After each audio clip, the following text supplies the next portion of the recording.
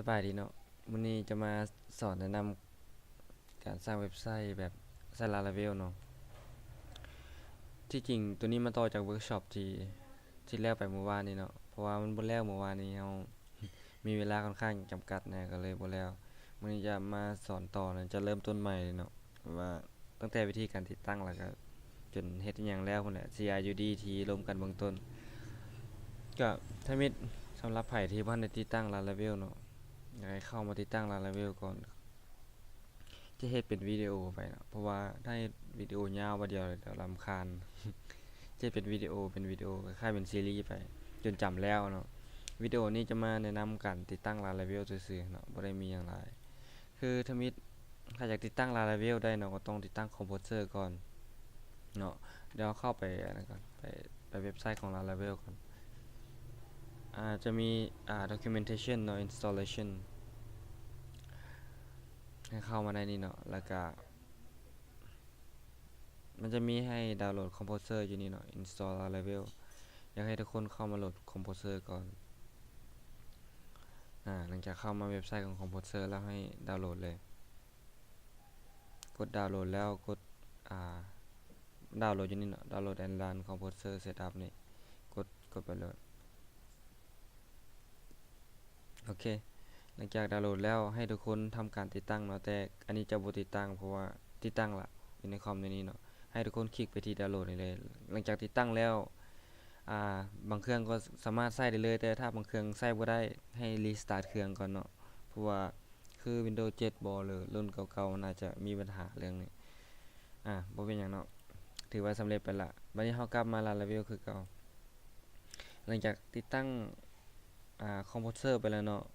เรียบร้อยละเฮามาติดตั้ง Laravel เนาะให้ copy เอาตัวนี้ตัวรูปนี้Composer create project นี่เรา copy ไปเลยจะเป็น command line ที่เฮาใช้ไว้ติดตั้งเลยแล้วต่อไปมันให้ไปซ่องซี่เลยเนาะตัวมองแซมคิดว่าแซมนั้นทุกคนน่าจะได้ลงบ่ละแซมเป็นเซิร์ฟเวอร์จำลองในคอมพิวเตอร์เนาะแล้วก็ถ้าไฟบ่มีให้ดาวน์โหลดเนาะไปดาวน์โหลดใหม่วิธีการดาวน์โหลดแซมก็บ่ได้ยากเข้าไปดาวน์โหลดตัวนี้เลยแซมอยากให้ลงเวอร์ชันล่าสุดเนาะถ้าไผของ Windows ก็ลงตัวนี้เดี๋ยวนี้เป็น PHP 7.2มาแล้วเนาะถ้าแซมรุ่นเก่าเนาะที่เป็นเวอร์ชันของ PHP ต่ำมันอาจจะมีปัญหานะเพราะว่า Laravel ก็จะใช้7.2ขึ้นไปหมดแล้วเนาะใช้PHP 7.2ขึ้นไปถ้าเอาไปใช้7.0ยังไปมันอาจจะมีปัญหาตอนเรารันโอเคดาวน์โหลดเนาะแต่อันนี้ดาวน์โหลดแล้วก็จะบ่ดาวน์โหลดถ้าไผยังบ่ได้ติดตั้งแซมก็มาติดตั้งอยู่นี่หรือถ้าไผมีแอปเซิร์ฟแล้วก็ใช้แอปเซิร์ฟได้เนาะโอเคต่อไปมันเข้ามาแซมคือเก่าเนาะเข้ามาซ่องซี่แล้วก็แซมหลังจากติดตั้งแล้วเข้ามานี่ต่อแล้วมาคลิกมากดชิปเนาะกดชิปค้างไว้แล้วคลิกขวาอยู่ในโฟลเดอร์นี้ให้ Open PowerShell Window เนาะที่เขาเอิ้น CMD นั่นแหละแต่ Windows 10มันเปลี่ยนชื่อเป็นตัวนี้ถ้าไผลง Git Bash ก็สามารถใช้ Git Bash ได้เลยเนาะแต่จะบ่เว้าเถื่อให้ใส่ตัวที่มานำเครื่องคอมพิวเตอร์ก่อนอ่ามีเสียงรบกวนหน่อยนึงนะขอโทษหลายมันจะเป็นเสียงอิหยังเสียงรถเสียงอิหยังแถวนี้แหละก็ตื่นเช้ามาอีกโอเคอันที่เรา copy มาเมื่อกี้นี่นะเราสามารถเพจไว้นี่เลยเพจไว้นี่เนาะคลิกขวาแล้วมันจะมาเลย Composer Install ส่วนตัวบล็อกตัวนี้เนาะให้เปลี่ยนชื่อไปตามใจเลยใครอยากใส่หยังก็ใส่อันนี้จะใส่ Laravel เด้อใครอยากใส่ชื่อนั่นแหละก็แล้วแต่เนาะคิดว่าตัวเองมากหลังจากนั้นให้ enter เลย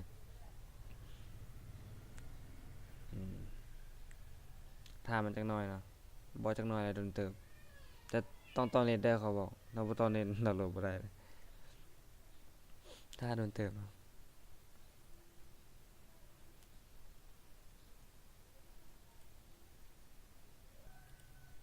อ่าหลังจากลงแล้วก็จะเป็นจังซี่เนาะมันจะโดนเติบเมื่อกี้เลยหยุด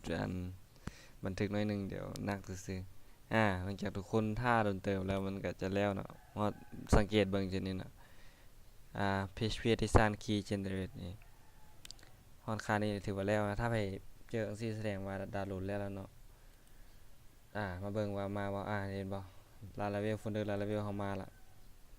เข้ามาเบิ่งในไฟล์นี่เราก็จะเห็นเนาะเป็นจังซี่ตอนนี้มันให้กดชิปค้างไว้คือเก่าแล้วคลิกซะบนใดก็ได้ที่บ่แม่นไฟล์เนาะบ่ลงๆนี่แล้ว Open PowerShell คือเก่าให้มันทดสอบเบิ่งว่ามันรันได้บ่เนาะ php rt san serve enter ไปถ้ามันรันมันบอกว่าเป็นพอร์ต 8,000 อยู่บนนี้นี่เนาะสังเกตเบิ่งตัวนี้นี่แสดงว่าได้แล้วเนาะเฮามากดสอบเบิ่งว่ามันรันได้บ่